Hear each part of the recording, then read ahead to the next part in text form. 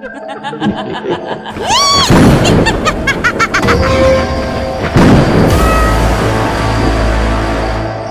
nishakupanga bwanangu, nawaambia leo sikuwa na fomu, yani nimeshaunda mauli yenyewe. Naipeleka ndio maana yake unaitwa formless mwanangu. Usije ukazibwa macho.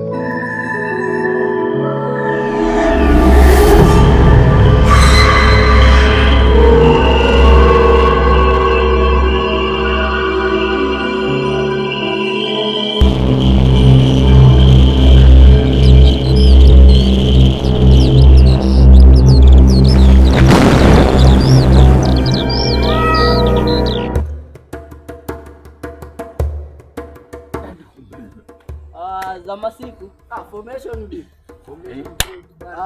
mashaka mwenyewe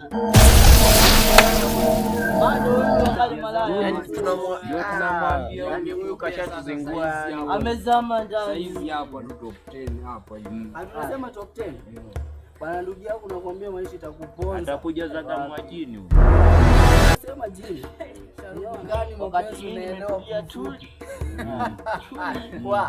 Ndio sasa nawaambia tufanye hivi.